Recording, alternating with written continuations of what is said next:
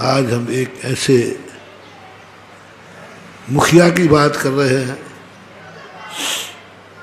जो एक विद्याधर बालक होनहार था।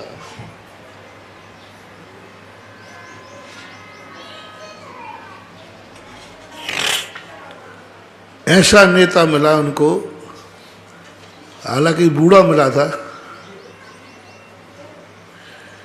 लेकिन जवान को बूढ़ा मिल जाए तो फिर जवान यदि होनहार है तो बूढ़े में भी वह जवानी का संस्कार ले लेता है।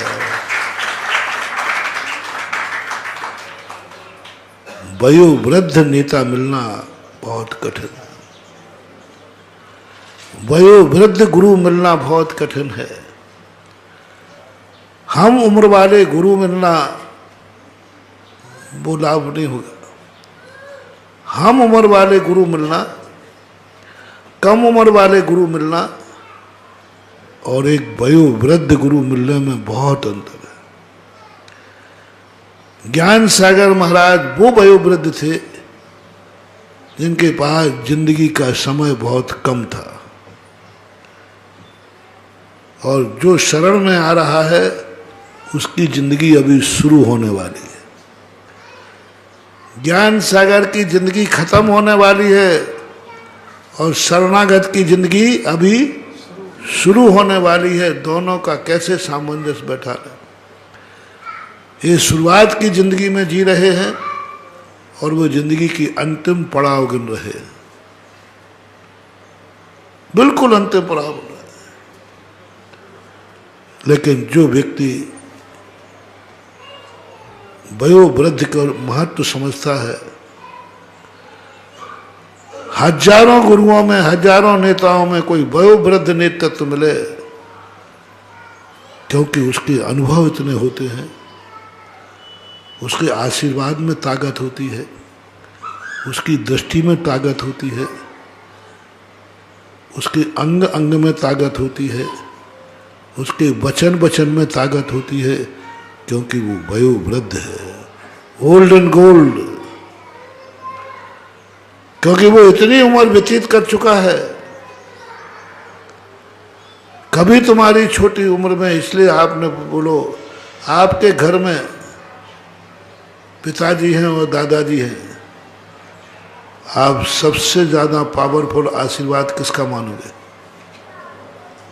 दादाजी का, क्योंकि वो पिताजी के पिताजी हैं, वो वयोवृद्ध हैं, उनमें बहुत ताकत होती है, क्योंकि उन्होंने इतने साल से अनुभव किया है, उनका दिमाग इतना ज्यादा अनुभव से भरा हुआ है कि वो एक दिन भी तेरा ध्यान कर लेंगे ना तो जन्म जन्म सुधर जाएंगे।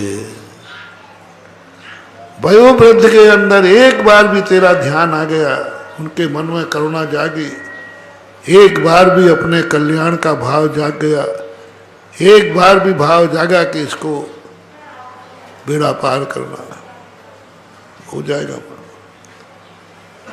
ताश्री के आशीर्वाद में चमत्कार क्यों था? क्यों गया अर्जुन ताश्री के पास?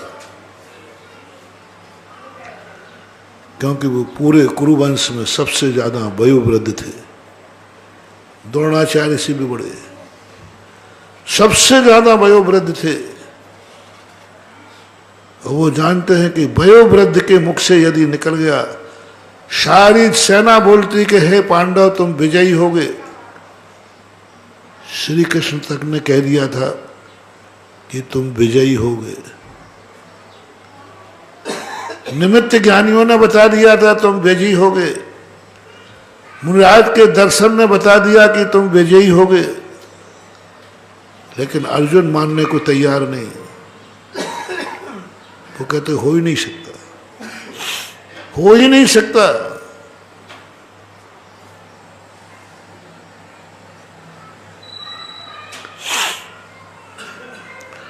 सारी सेना, सारा मुल्क पांडवों के विजय की कामना कर रहा है, सारा हस्तिनापुर, सारा विश्व कर रहा है, मुनि महाराज भी कर रहे हैं कि पांडव विजयी हो, पर अर्जुन को अभी भी शक हो रहा है।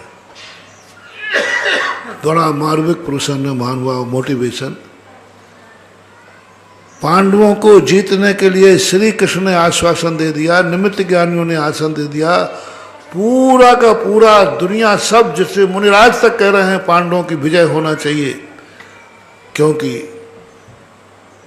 दुर्योधन का जीतना अनर्थकारी। मुनिराज के भी पक्ष था पांडव, लेकिन अर्जुन मानने को तैयार नहीं है। अर्जुन कहता है सब झूठे हो सकते हैं। महाराज की भावना झूठी हो सकती है, हाँ हो सकती है, महाराज तो सदा करुणावान रहते हैं, हो सकती, कहीं भी नहीं। बस अर्जुन के मन में एक बात, बहुत बड़ा महाभारत का प्रसंग है मानव, एक प्रसंग अर्जुन के मन में भाव आया, सारी दुनिया मेरे विजय की भावना कर रही है, क्या मेरे विजय की भावना ताजश्री भी कर रहे हैं? यदि ताजश्री मेरी विजय की भावना कर रहे हैं तो फिर मैं दावा करता हूं कि मेरी विजय निश्चित है। शीश ने कहा पागल हो गया है, ताजश्री विपक्ष में है, कौरव के सेनापति हैं, कौरव के पक्ष में है, वो तेरे क्यों करेंगे? बोले नहीं, वो कहीं भी हो लेकिन हमारे कुरुवंश के सबसे ज्येष्ठ हैं। मार इतनी सी बात, कुरुवंश के ज्येष्ठ हैं, वो चाहे दुर्योधन के पक्ष में हो चाहे कुछ भी हो, हमारे वंश में मात कोई वयोवृद्ध है, जेठ है तो ताजश्री है। यदि ताजश्री मेरे जीने विजय की भावना कर रहे हैं तो हमारा विश्वास है। सबने कहा ताजश्री क्यों करेंगे, दिन भर तीर चलाते हैं, कितने तू ही बच के आया है, 18 दिन हो गए, ताजश्री के तीर तुझे खोज रहे हैं निपटाने के लिए। अर्जुन कहता है तुम कुछ भी कहो, हमारा परिवार का, हमारे वंश का वयोवृद्ध तो ताजश्री है, तो क्या करोगे? बोले मैं जाकर पता करता हूं कि ताजश्री मेरी विजय चाहते हैं या नहीं। आगे की कहानी सब पता है तुम्हें। शाम को ताजश्री के पास गया अर्जुन, और नमोस्तु करते ही नमस्कार जो भी अभिवादन किया, विजयी भव। भूल गए ताजश्री कि मैं कौरवों का सेनापति हूं, उनको तो इतना याद रहा मैं कुरुवंश का बुजुर्ग हूं।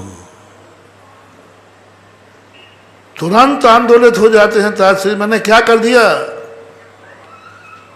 भूल गए वो कि मैं कुरुवंश का सेनापति हूं, पांडवों को हराना मेरा संकल्प है, मैं जिस सेना के पक्ष में खड़ा हूं उसका जीतना निश्चित है और जिताना है, कर्तव्य ही होता है।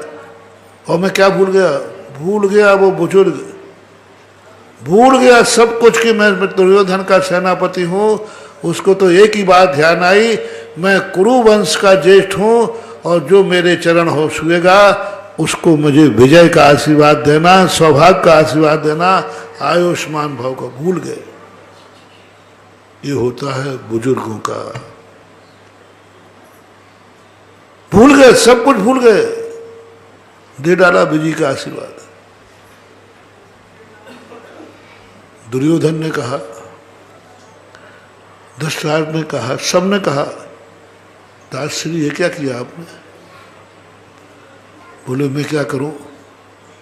अर्जुन ने जैसे ही नमस्कार किया, मैं बस इतना जान पाया कि ये मेरा वश है और मैं इसका ताजश्री हूं, इससे ज्यादा मैं भूल ही गया, मैं करूं क्या? और अर्जुन कहता है बस अब कोई विकल्प नहीं है,